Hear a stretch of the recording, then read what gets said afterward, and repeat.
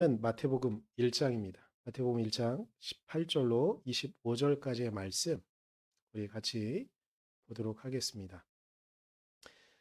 예수 그리스도의 태어나심은 이러하다. 그의 어머니 마리아가 요셉과 약혼하고 나서 같이 살기 전에 마리아가 성령으로 잉태한 사실이 드러났다. 마리아의 남편 요셉은 어려운 사람이라서 약혼자에게 부끄러움을 주지 않으려고 가만히 파혼하려 하였다. 요셉이 이렇게 생각하고 있는데 주님의 천사가 꿈에 그에게 나타나서 말하였다. 다윗의 자손 요셉아, 두려워하지 말고 마리아를 내 아내로 맞아들여라. 그 태중에 있는 아기는 성령으로 말미암은 것이다. 마리아가 아들을 낳을 것이니 너는 그 이름을 예수라고 하여라. 그가 자기 백성을 그들의 죄에서 구원하실 것이다. 이 모든 일이 일어난 것은 주님께서 예언자를 시켜서 이르시기를 보아라, 동정녀가 잉태하여 아들을 낳을 것이니 그의 이름을 임마누엘이라고 할 것이다 하신 말씀을 이루려고 하신 것이다. 임마누엘은 번역하면 하나님이 우리와 함께 계시다는 뜻이다. 요셉은 잠에서 깨어 일어나서 주님의 천사가 말한 대로 마리아를 아내로 맞아들였다. 그러나 아들을 낳을 때까지는 아내와 잠자리를 같이 하지 않았다. 아들이 태어나니 요셉은 그 이름을 예수라고 하였다. 아멘. 네. 오늘 설교 제목은 문지방이고요. 왜 문지방으로 했는지는 잠시 후에 좀 말씀을 좀 드리도록 할게요. 예수 그리스도께서 이 땅에 오신 사건을 보도하고 있는 것이 마태복음 1장에 대한 이야기입니다. 물론 마태복음 1장의 상당 부분은 앞부분은 예수님의 족보를 다루고 있는 부분이긴 하지만 분명한 사실은 예수님께서 이 땅에 오신 일이 어떻게 이루어졌는가의 경과를 이렇게 우리에게 알려주고 있습니다. 그런데 여기서 하나 생각해야 되는 것이 있어요. 예수님이라는 분을 우리가 고백할 때 하나님의 아들이라고 고백하기도 하고 어쩌면 다른 복음서에 의하면 하나님 자신이신 분이기도 하고 우리가 도저히 우리의 이성으로는 논리적인 이야기들로는 도저히 설명할 수도 없고 이해할 수 없는 그런 사건의 보도를 하고 있는 것이죠. 그런데 여기서 우리가 좀 생각해야 되는 것들이 있는데 뭐냐면 하나님이 계신 곳, 우리가 보통 생각할 때 그러니까 하나님을 모르던 우리 민족에게도 우리의 죽음 이후에 대한 세계에 대한 궁금증이 되게 많이 있었어요. 그래서 그 우리 죽음 이후의 세계를 내세라고 했고 우리가 살아가는 세계를 속세라고 했어요. 그런데 이거는 우리가 갖고 있는 어떤 기본적인 개념이고 우리 한민족의 어떤 그냥 내재되어져 있는 예전부터 내려왔던 어떤 개념이라고 한다면 그러니까 동양과 서양을 통틀어서 우리가 좀 나눌 수 있는 것들이 있는데 뭐냐면 우리가 살아가는 세상, 속이라고 한자로는 속이라 그래요. 풍속에 쓰는 그런 한자 단어인 것. 그리고 우리가 알 수 없는 거룩한 무엇인가가 있는 세계를 거룩한 성. 그래서 성과 속의 세계로 우리가 살아가는 세상을 보통 구분하고 나누는 게 학문적인 논의예요. 그리고 여기서 생각해야 되는 게 있어요. 그럼 하나님이 계신 곳, 그리고 하나님이 우리를 주관하신다고 말하는 그런 것은 어디냐?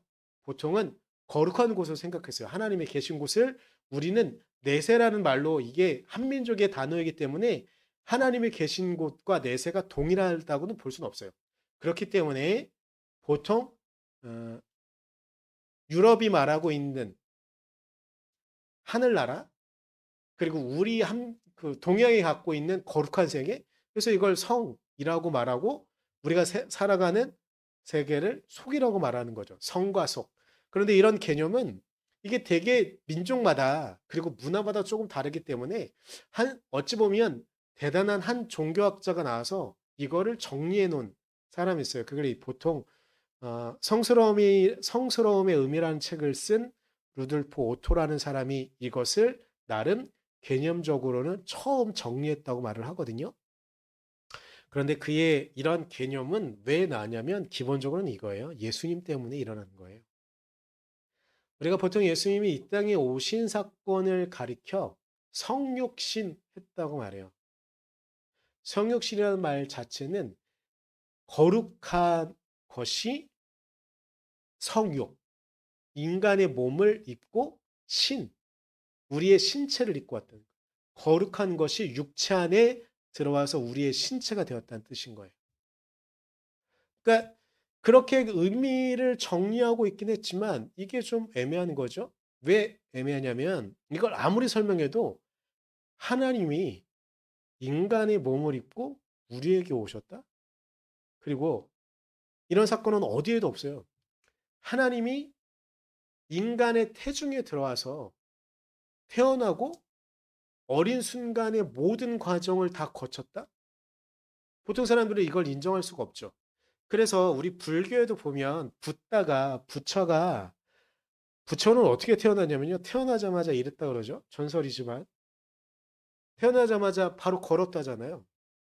그리고 손을 들고 천상천하 유아 독존이라고 말했잖아요. 말했다고 전해져요. 근데 이게 왜냐? 보통 우리가 생각할 때 무언가 대단한 깨달음을 구원의 길을 안내해 준 존재가 있어요. 그런데 그가 인간이네요. 그러면 이 인간은 보통 우리와는 다르게 보일 수밖에 없는 것이죠. 심지어 다른 문화권도 그렇게 말하는데 우리가 한번 생각해 봐요. 우리가 기독교인이잖아요. 기독교인인데 이 땅에 예수 그리스도가 인간의 몸을 입고 오셨어요. 이게 쉽게 납득이 되나요? 용납이 되는 일인가? 보통 이건 쉽게 이해할 수 없는 일이거든요.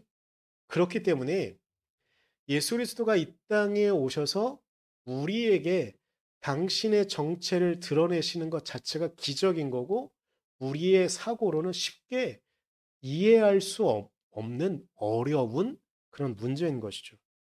그런데 성경이 말하고 있는 사실은 그리고 우리가 이해할 수는 없지만 성경이 분명히 우리에게 증언해 주고 있는 사실은 무엇이냐면 하나님께서 하나님이신 예수 그리스도께서 우리의 몸을 입고 이 땅에 오셨다는 사실이에요. 이걸 학문적으로 성과 속의 개념으로 나눈다면 거룩한 분이 속의 세상을 드나다니시는 거예요. 우리 인간은 그럴 수 없어요. 우리 인간은 보통 죽으면 끝이잖아요. 물론 이런저런 기사와 사건들의 이슈에 보도되어지는 것들을 좀 보게 되면 가끔 죽었다가 몇 시간 후에 살아나는 사람이 생기기도 하고 그리고 실제로 우리나라 이제 사람이 죽으면 3일장을 하잖아요. 3일장을 왜 하는지 알아요? 종종 죽었다고 숨을 쉬지 않는데 3일 내에 돌아오는 사람들도 있거든요. 아주 가끔. 그런 사람들도 실제로 있다고 하더라고요. 저는 잘 몰라요. 저는 모르지만 하여튼간 우리 어르신들이 그렇게 말씀하셨으니까. 근데 그런 일들이 있을지라도 그건 정말 정말 만에 하나, 천에 하나도 아니고 만에 하나도 나오기 어려운 그런 사건이고요. 그런데 예수 그리스도는 그렇게 성과 속의 세계를 오고 가신 분이 거죠. 그 분이 이 땅에 오셨다고 보도하는 게 마태복음 1장의 이야기예요. 그런데 마태복음 1장엔 제가 앞에 좀 해놨는데 마태복음 1장에 특이한 게 있는데 우리가 좀 알면 좋은 이야기. 예수님의 이야기를 세 가지의 이름을 마태복음 1장에서는 우리에게 좀 알려주고 있어요. 첫 번째 이름이 그리스도라는 이름이에요. 그리스도라는 이름은 1장 16절에 이제 다루고 있는 이야기인데 그리스도와 메시아는 같은 의미를 갖고 있는 거예요. 메시아는 히브리어고 그리스도는 그리스어인 거죠. 뜻은 기름 부음 받은 사람이라는 것을 뜻하고 있어요. 그리고 또 다른 예수님의 이름, 그냥 예수님 자체의 이름. 1장 21절에 나와 있는 이야기이죠. 이 뜻은 주님께서 구원하신다라는 뜻을 갖고 있는 거죠. 근데 이 뜻은 이 단어는 그리스어예요. 예수님은. 근데 히브리어로는 여호수아가 동일한 뜻을 갖고 있는 음가가 다른 뜻인 거죠. 그래서 동일하게 여호수아도 주님께서 구원하신다는 의미를 갖고 있는 거고요. 그리고 우리가 오늘 읽은 본문에 나와 있는 임마누엘이라는 단어도 있어요. 임마누엘은 친절하게 아예 성경 본문 안에 설명을 하고 있죠. 우리 세번역을 쓰고 있어서 세번역에는 부점마다 설명이 자세하게 있어서 제가 큰 내용을 그냥 써놓은 건데 근데 하여튼간 임마누엘은 하나님이 우리와 함께 하신다는 뜻을 갖고 있는 거예요. 그러니까 예수 그리스도에 대한 이야기를 마태복음 1장에 이 땅에 오신 예수 그리스도의 정체에 대한 이야기를 우리에게 전해주면서 예수님의 이야기와 그리고 예수님이 갖고 있는 그분의 책임, 그분의 의무 같은 이야기들을 하고 있는 거죠. 우리를 기름 부음 받은 자로서 예수, 우리를 구원할, 주님께서 우리를 구원하시는 그 도구로 쓰여지는 예수. 그리고 아주 강력하게 하나님이 우리와 함께 하시는 분이라는 존재를 드러내는 존재. 이게 바로 예수님이죠. 어찌 보면 예수 그리스도는 이 땅에 태어나시는 것만으로도 아주 중차대한 임무를 그분의 어깨에 메고 이 땅에 오셨는지도 모르겠어요. 그것 자체가 예수님의 이름 자체가 그것을 우리에게 알려주고 있는 것이죠. 그럼 이분은 어떤 분이신가요? 이분은 어떤 분이시기에 이 일들을 할 수 있는 분이었을까? 요한복음 1장 9절부터 10절까지는 예수님이 어떤 분이신가에 어찌 보면 어, 우리에게 조금은 철학적이지만 마태복음의 막연한 이야기보다 조금 더 구체적으로 우리에게 그분의 정체를 드러내주고 있어요. 그분은 요한복음 1장 9절에는 이렇게 표현하고 있어요. 그분은 참 빛이었다라고 이야기해요. 그리고 그 빛이 세상에 와서 우리를 비추고 있었다라고 이야기하고 있어요. 그리고 그는 세상의 빛으로 우리와 계속 함께 하셨던 분이었던 거예요. 세상은 그로 말미암아 생겨났고 세상은 그러나 문제는 우리가 지금 예배드리는 중에서도 여러분들이 저를 볼 수 있는 이유는 빛이 있기 때문이죠. 저도 마찬가지로 여러분을 볼 수 있는 이유는 빛이 있기 때문이에요. 그런데 우리가 빛이라는 단어를 꺼내기 전에는 이 빛이 어떤 의미로 우리와 함께 하는지 잘 모르잖아요. 그리고 그것이 항상 당연히 있는 것이니까 이것이 정말 우리에게 중요한 의미가 있다는 걸 잘 모르잖아요. 그랬던 것처럼 예수 그리스도도 하나님도 사람들이 잘 알아보지 못했던 분이었다고 이야기하고 있어요. 그런데 어찌 보면 지금까지 이야기는 막연한 거예요. 그리고 구약 안에서도 이 땅에 메시아가 오실 것이라고 선지자들과 예언자들이 끊임없이 말했어요.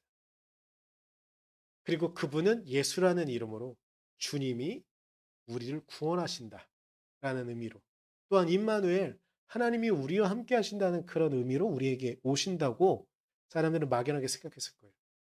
그런데 이게 제가 이 말씀을 굳이 드리는 이유는 무엇이냐면 우리는 예수 그리스도를 막연하게 그냥 생각으로만, 그리고 2000년 전 어느 날 있었던 분으로만 정의 내려놓고 그냥 막연하게 떠나 보내는 경우가 너무나 많이 있어요. 그렇기 때문에 예수 그리스도가 이 땅에 직접 오신 거예요. 임마누엘 하신 거예요. 우리에게 조금 언어 유희를 하면 임마누엘 하신 거예요. 우리 안에 임마누엘 하신 거예요. 우리 안에 오신 거예요. 우리와 함께 하신다고 그걸 그냥 말씀으로만 문자로만 끝내놓지 않기 위해서 이 땅에 하나님께서 우리 인간의 몸을 입고 이 땅에 직접 오신 것이죠. 그런데 그걸 우리는 쉽게 이해하기는 너무나 어려워요. 근데 여기 문지방에 있어요. 이거 옛날 사진, 옛날 그 고택의 사진을 찍어 놓은 건데 여기 보시면 이게 문지방이거든요. 문 아래에 있는 게 문지방이에요. 어, 로돌프 오토의 성스러움의 의미를 설명하셨던 제가 첫 번째 교수님의 비유가 너무 좋아서 지금도 저도 여전히 기억하고 있는 건데 이 문지방 같은 거예요. 문지방 안은 집 안이죠. 그리고 문지방 밖은 문 밖이에요. 그걸 경계하고 있는 게 문지방이죠. 그런데 우리 인간은요, 문 안에 있으면 평안해요. 하지만 문 지방을 넘어서 바깥으로 나가게 되면 여기에서 어떤 위협을 겪게 될지, 어떤 위험을 만나게 될지 알 수가 없는 불안한 세상인 것이죠. 그런데 그렇기 때문에 저는 어렸을 때 이걸 개념을 설명하신 교수님의 기억이 너무나 좋았던 게 뭐냐면 저는 어렸을 때 영호야 너 혹시 이런 문지방 본 적 있냐? 밟아본 적 있니? 있어? 목사님은 저는 어렸을 때 실제로 이런 집에 살았었고요. 그리고 문지방은 어린이들에겐 놀기에 너무나 좋은 곳이에요. 왜냐면요. 문지방에 딱 올라서면 균형 잡기도 너무 재밌고 뭔가 내가 균형을 잘 잡나 못 잡나 이런 것도 있고 하는데 근데 가끔 문제가 생긴 게 있었는데 뭐였냐면 넘어지는 게 문제가 아니고요. 나는 어린 나이에 저는 균형 관계 좋았거든요. 제가 넘어지는 게 문제가 아니고 지나가시던 어른분들이 보면 저를 혼내세요. "문지방에 그렇게 함부로 서 있는 거 아니야." 혼났어요. 근데 한두 분만 혼나는 게 아니라 지나가는 어른들은 다 저를 혼냈어요. 제가 문지방에 서서 놀고 있으면. 물론 위험하다는 말씀도 있었지만 근데 이게 저희 교수님의 말을 들으면서 이해가 됐어요. 예전 어른들은 문지방을 있으면 귀신이 문지방을 넘어서지 못한다 그랬대요. 근데 내가 문지방에 서 있잖아요. 그러니까 저를 혼냈던 어른들의 의식은 그거예요. 내가 문지방에 서 있으면 귀신이 오다가 문지방 내게 서 있으면 귀신이 내 영을 내 혼을 속 유혹해 가지고 뺏어가는 거예요. 그러니까 우리나라는 그런 개념으로 문지방을 생각했던 거예요. 그러다 보니까 이 대문에만 문지방이 있냐면 집 안에도 문지방이 있죠. 집 안에도. 이 문지방도 나름의 그런 의미를 지금 갖고 있는 거예요. 경계를 서는 거죠. 그런데 이 땅에 오신 예수 그리스도는 우리의 그런 모든 개념을 넘어서서 우리에게 오신 거예요. 원래 문지방의 개념이 중요한 건 뭐냐면 우리를 지키는 용도거든요. 경계를 그러니까 방과 방 사이를 그리고 집 안과 집 밖을 나누는 것도 있지만 우리를 지켜주고 있던 것도 있었던 거예요. 어찌 보면 이 땅에 예수 그리스도가 온다는 사실은 우리는 지금은 막 예수 그리스도가 이 땅에 오신 게 너무 좋고 막 감사하다고 이렇게 막연하게 생각하잖아요. 그런데 이 땅에 예수 그리스도가 오신 것이 정말 기쁨일까요? 기쁨이기만 할까요?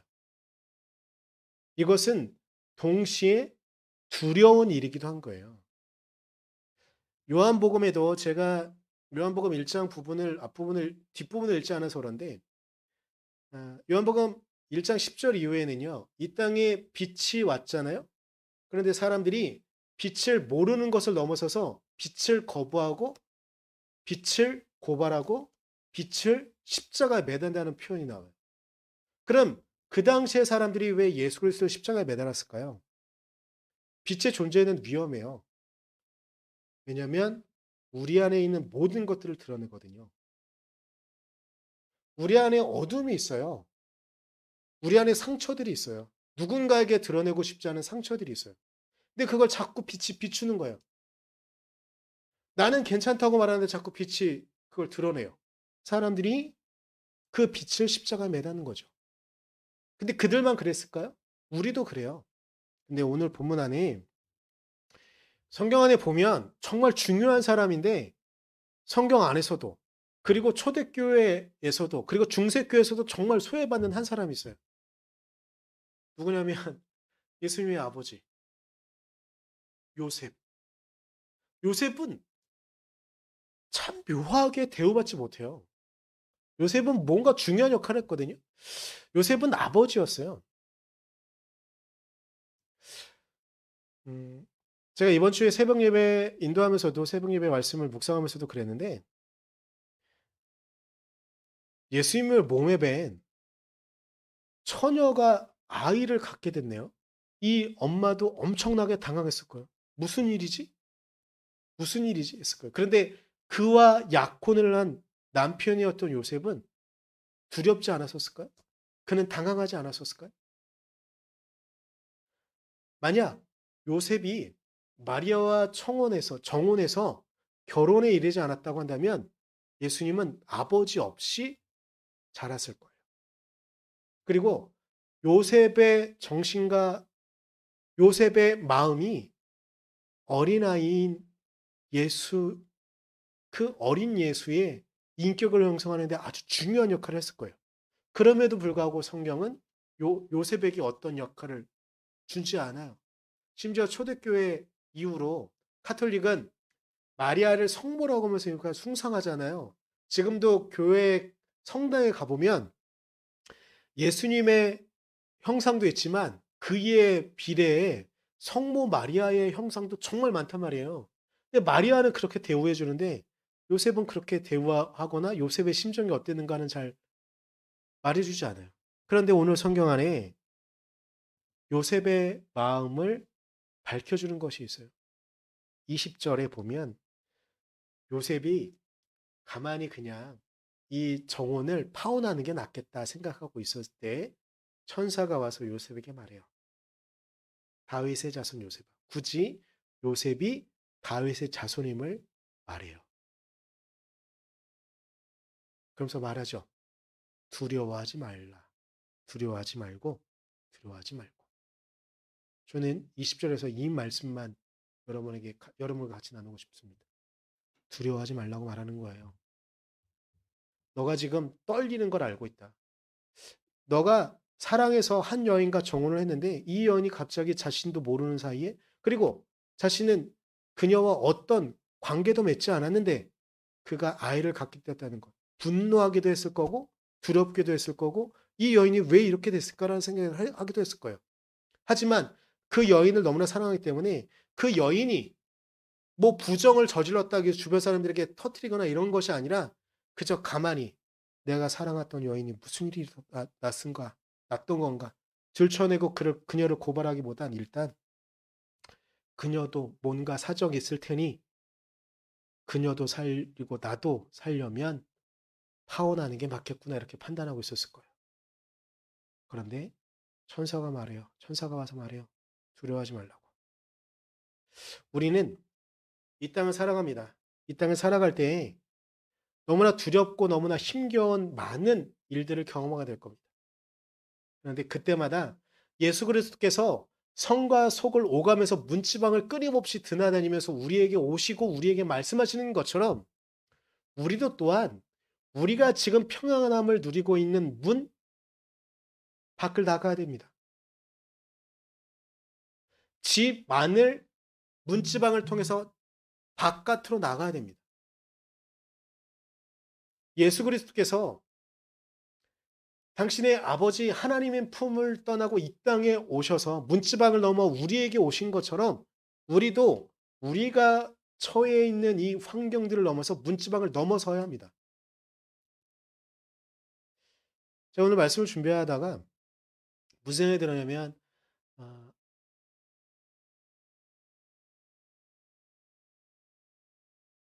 수연이랑 최춘현 성도가 처음에 문을 이렇게 교회 문을 두드리며 들어왔을 때 이게 얼마나 떨리는 마음이었을까. 교회 다녀본 적도 없고 그리고 영어가 처음에 이 교회 왔을 때의 마음은 어떻을까. 그리고 종종 여전히 제가 주중에 교회에 있을 때 아주 가끔이지만 문을 두드리는 분들이 있어요. 그래서 이런저런 이야기를 하고 가시는 분들도 있고 몇 주에도 한 집사님이 오셨다가 그냥 가긴 하셨지만 이렇게 교회 문을 두드리는 것 자체가 얼마나 큰 용기가 있어야 되겠어요. 근데 그건 문지방을 넘어야 되는 용기죠. 근데 교회에 들어오는 것 말고 또 우리가 넘어야 되는 문지방이 있어요. 우리는 이 땅에 예수 그리스도의 사랑을 증거하고 말해야 되는 사람들입니다. 우리가 문지방을 나서지 않으면 세상 누구도 물론 다른 사람이 말해 주는 그러한 예수 그리스도에 대한 이야기는 있을지 모르겠지만 우리가 증거한 예수 그리스도의 이야기는 없을 수밖에 없어요. 우리의 가족에게 우리 주변에 있는 이들에게 예수 그리스도가 어떤 분인지 나를 구원한 우리를 구원하기 위해 2000년 전에 이 땅에 오신 예수 그리스도는 어떤 분인지 우리가 말하지 않으면 우리가 문지방을 넘어서 증거하지 않으면 어떤 누구도 예수 그리스도에 대한 이야기를 모를 수 있습니다. 교회에 대한 이야기만이 아니라 우리가 목적하고 있는 어떤 일들을 해야 될 순간들이 있습니다.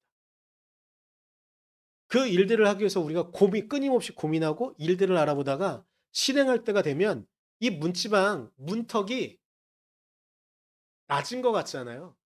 눈에 보이는 건 그렇죠. 그러나 심리적인 이 문턱을 넘어서는 건 너무나 어렵습니다. 저는 어렸을 때 문지방에 올라서서 이렇게 노는 게 그냥 재밌었으니까. 근데 세상이 두려운 걸 알게 되면 어떤 일을 하다가 누군가를 만나서 내가 상처받을 수도 있다는 경험이 계속 쌓이다 보면 또 문지방을 넘어서 또 누군가를 만나는 것이 얼마나 두렵고 어려운지 이루 말할 수 없습니다. 그렇지만 예수 그리스도께서도 문지방을 넘어서 이 땅에 오셨습니다. 그렇기에 우리도 문지방을 넘어서야 됩니다. 제가 요즘 계속 게으름에 대한 이야기들이 계속 떠오르더라고요. 무엇인가 해요. 해야 된다고 생각은 해요. 그런데 우리에겐 참 끊임없는 게으름이 있어서 그걸 잘 하지 못해요. 그렇기에 또 우리는 문지방을 넘어야 돼요. 게으름의 문지방을 넘어서는 것이 얼마나 어려운지 저는 정말 잘합니다. 저희 누나가 툭 하면 저에게 하는 말이 "넌 너무 게을러." 막 이래요. 그러면서 가끔 저희 아버지 이야기하면서 "내 아버지 닮아 가지고 너 게을러." 막 이러긴 하는데 저희 누나도 우리 아버지 8 년밖에 경험하지 못했으면서 얼마나 안다고 참. 하여튼간 저도 무엇인가 해야 된다고 끊임없이 생각하는데 그래서 저는 올해가 너무나 감사한 게 제가 새벽 예배를 계속 드릴 수 있는 게 너무나 감사한 이유는 그거예요. 저의 게으름을 넘어서서 저의 자세와 저의 태도를 만들 수 있는 이것들을 계속하는 것이 얼마나 감사한지 몰라요. 하지만 그럼에도 불구하고 저의 게으름은 쉽게 해소되어지지 않는 걸 느껴요. 그래서 저도 또한 저의 문지방을 넘어서야 되는 거예요. 넘어서지 못하고 있을 그 문지방을. 그런데 제가 그래야 하는 이유는 2000년 전 사람들은 도저히 생각할 수 없었던 그 문지방을 그 금기를 성과 속에 절대 통할 수 없다고. 만약에 속에 있던 사람이 이 세속을 살아가던 사람이 이 풍속을 우리와 같이 살아가던 사람들이 성의 세계를 경험하면 그가 미치거나 죽거나 아니면 우리 한민족은 무당이 되거나 그렇게 끝나야 되는 인생인데 이 땅에 예수 그리스도가 속의 세계에서 성의 세계로 가는 것이 아니라 성의 세계에서 속의 세계로 오셔서 문지방을 넘어서 우리에게 성의 세계를 하나님의 나라를 선포하신 예수 그리스도가 있기 때문에 이 사실을 알게 된 요셉은 너무나 두려웠을 거예요. 하지만 하나님께서 천사를 보내서 말씀하십니다. 두려워하지 말라고. 여러분, 우리 두려워하지 말고 문지방을 넘어봅시다.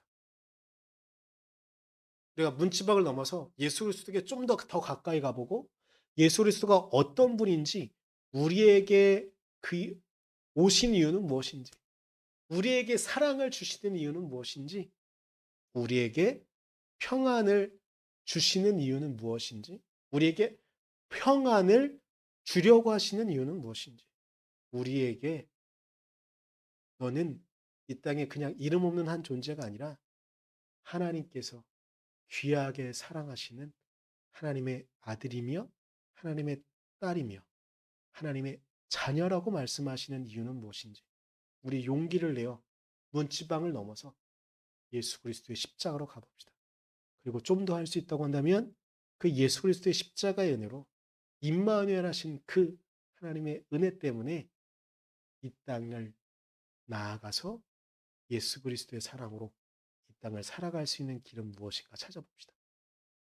우리가 문지방을 넘어서지 않으면 어떤 일도 일어나지 못합니다. 여러분 심지어 요즘 집안에 점점 추세가 있는데 문지방 점점점 없애잖아요. 집 문마다 문 사이사이에 있었던 문지방을 없애고 세상도 그렇게 가는데 우리의 마음에 있는 문지방도 좀 없애보며 이 땅에 우리의 존재는 무엇인지 그리고 하나님께서 우리를 당신의 자녀로 부르신 이유는 무엇인지 생각해보며 이 땅에 문지방을 넘어 우리의 몸을 입고 이 땅에 오신 예수 그리스도를 생각하면서 우리도 또한 문지방을 넘어봅시다. 우리 이 시간 기도할 때 먼저 좀 감사 기도를 좀 드렸으면 좋겠습니다. 그 힘겹고 어려운 문지방을 넘어 우리에게 오신 예수 그리스도께 감사 기도 드리고 바라기는 주님, 우리도 우리 마음의 문지방을 넘어서서 예수 그리스도의 십자가를 온전히 목격할 수 있도록 해달라고 더 나아가 여기까지 기도하시면 좋겠는데 못하시는 분들은 참으셔도 돼요. 나중에 하셔도 되지만 제 바람은 개인적인 바람은 주님 나도 당신을 닮아 이 땅에 문지방을 넘어 당신의 십자가의 길을 살아갈 수 있는 그 길을 전할 수 있는 우리 되어지게 해달라고 여기까지만이라도 기도할 수 있었으면 좋겠습니다. 우리 같이 기도하고 제가 기도하고 축도로 예배 마치도록 하겠습니다. 기도하겠습니다.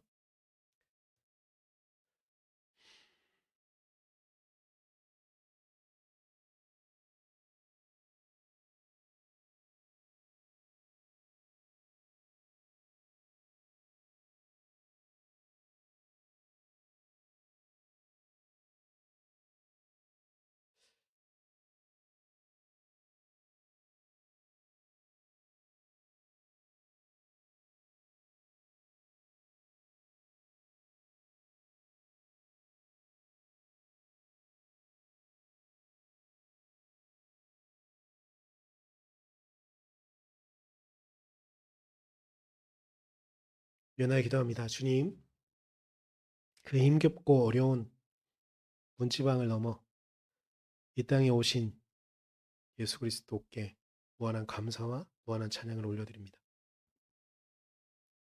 우리는 당신께서 그렇게 문지방을 넘어 우리에게 오셔서 우리에게 하나님의 진정한 사랑과 진정한 말씀을 우리에게 주셨기에 우리가 하나님의 자녀로 이 땅을 살아갈 수 있게 하심에 또한 얼마나 큰 감사를 드려야 할지 모르겠습니다.